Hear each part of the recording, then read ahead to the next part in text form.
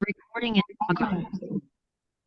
हमारी प्यासी तृप्ति किकीना काच थी भाड़ो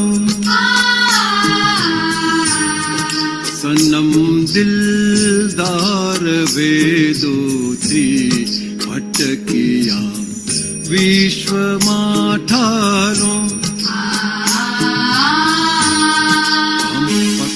मारूं ने तारूं भेद कपोड़ी कल्पना जनड़ी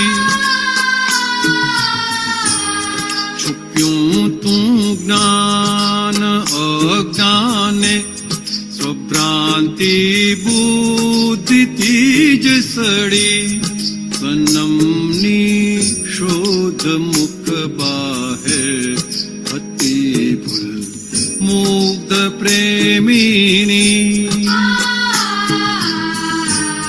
स्वयं सुख गोप्यों भीतर मां फूलों का वीणी वीणी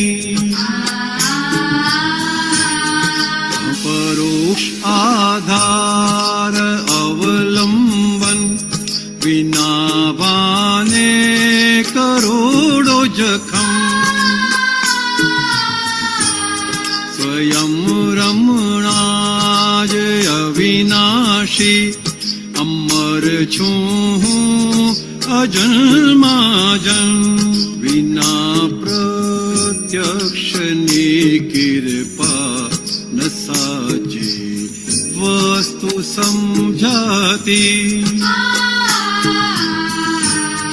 किशन ने देखता राधा जगत ने विसरी जाती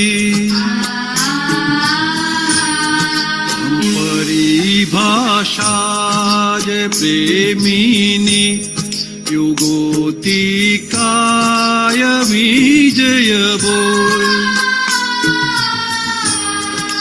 बुध राधा चेतावे हे कृष्णा आंतरिक पट खोल भले गांडू या घेलू हो अमोने कई नथी परवा चढ़े छे पैण प्रेमी ने तिहारे जाय छे पैणवा लगन लागे छे विरहीने सदाये कायमी सुखनी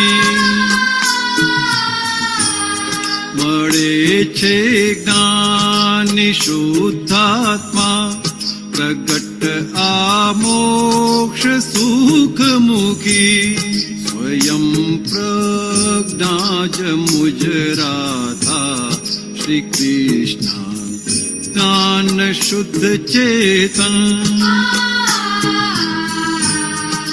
अभेदी निज स्वरूप भगवान स्वयं आशक स्वयं हुसनम समष्टिदं वदं नाति मूरत परमात्मा पामे नवद घट प्रेम शाश्वत अमन मूढ़ मैत्री चिर शांति अमन मूढ़ मैत्री चिर शांति मूरत परमात्मा पामी।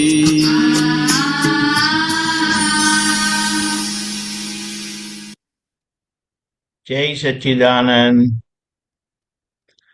આપણી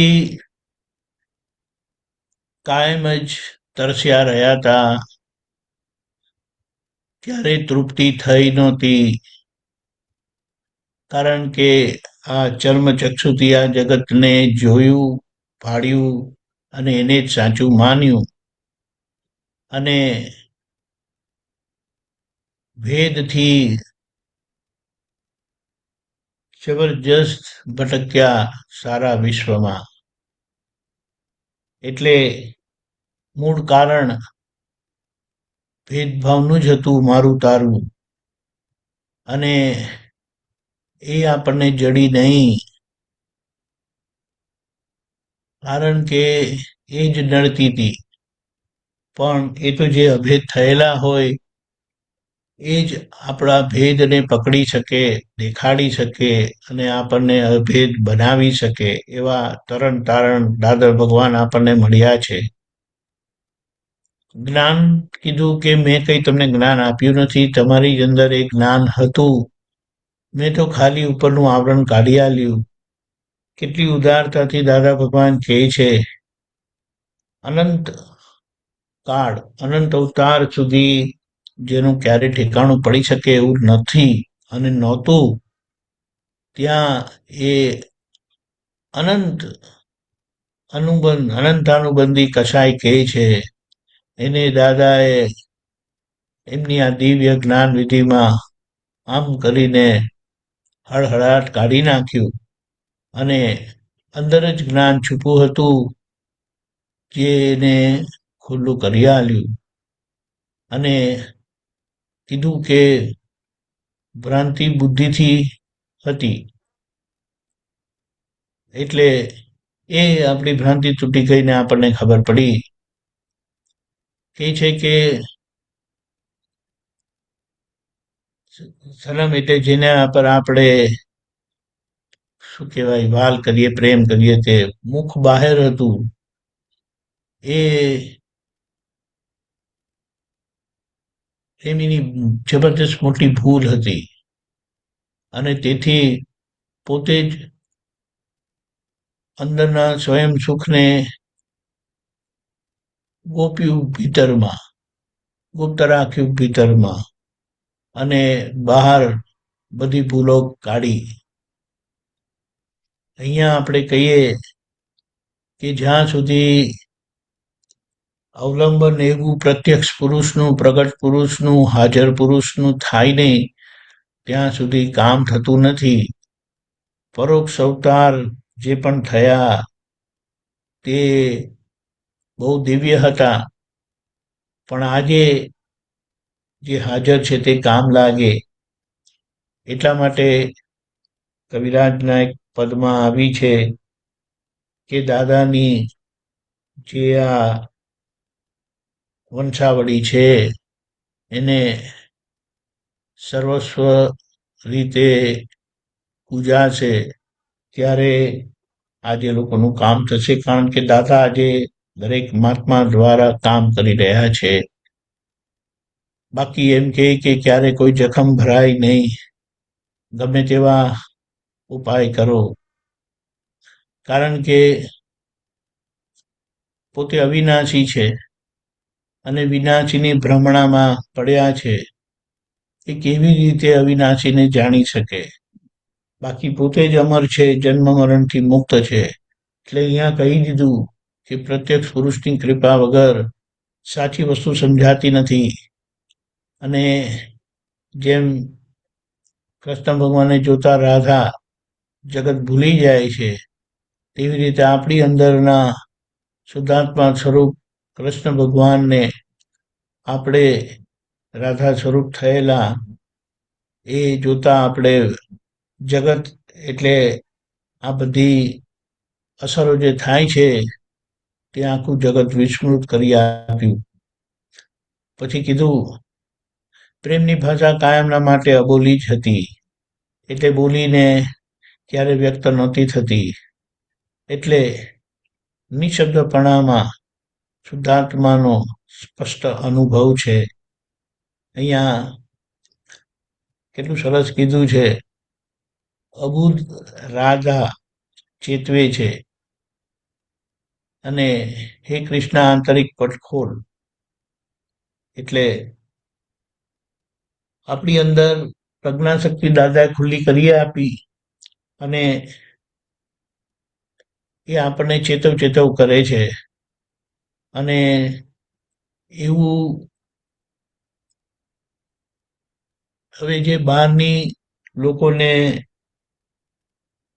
આવી જે પેણ ઉપડે કે જે લાગણી ઊભી થાય તે હવે આપણે કોઈની શરમ રાખતા નથી, કારણ કે લોકોની શરમ રાખી ત્યાં ભટકામણ થઈ. એટલે હવે લોકો ગમે તેવા ગાંડા ગેલા કે પણ અમે દાદાના છીએ, કારણ કે એવું પેણ ઉપડતું નથી સહેલાઈથી. અને જ્યારે પેણ ઉપડે ત્યારે જ પોતે પેણમાં જાય, એટલે ત્યારે જ પોતાની મુક્તિ થાય. પછી કીધું એવી દાદાની એવી લગ્ની લાગે છે અને વિરહી અનુભવ છે, વિરહ અનુભવે છે તે સદાય કાયમની સુખની, કારણ કે આપણને એ સુખનો સ્વાદ આવ્યો છે એટલે દાદાનો વિરહ કાયમ રહે છે. હવે એ વિરહને આપણે એ દાદાને અંદર ઓળખી લેવાના છે અને એ શુદ્ધાત્મા સ્વરૂપ અંદરના જ્ઞાની આજે પ્રજ્ઞાશક્તિ સ્વરૂપે કામ કરી રહેલા છે. એ જ આપણી સાચી ઓળખાણ છે. એટલે અહીંયા છેલ્લા કહી દીધું, સ્વયં પ્રજ્ઞા જ મુજ રાધા, શ્રી કૃષ્ણ જ્ઞાન શુદ્ધ ચેતન. એટલે હું જે અંદરથી રહ્યો તે હવે અંદર પ્રજ્ઞાશક્તિ રાધા સ્વરૂપે આપણને ચેતવે છે અને અંદર કૃષ્ણ ભગવાનની ભજના કરાવે છે. ત્યાં અભેદ થતા એ જ આપણું ભગવત સ્વરૂપ છે. કેટલું સરસ કીધું, સ્વયં આશક અને સ્વયં હું સનમ. એટલે ખબર પડે કે બધું હું જ છે,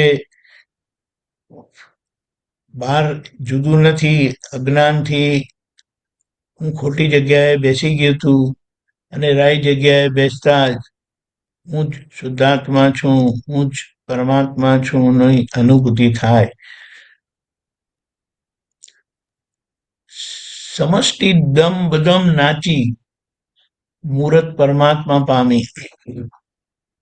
આખી સમષ્ટિમાં પોતે શુદ્ધાત્મા દ્રષ્ટિએ બધી જ અવસ્થાઓને જોઈને પોતાનું પરમાત્મા પદ પ્રાપ્ત કર્યું. અને એટલે પ્રાપ્ત થાય છે આ જોઈને પુરુષાર્થથી.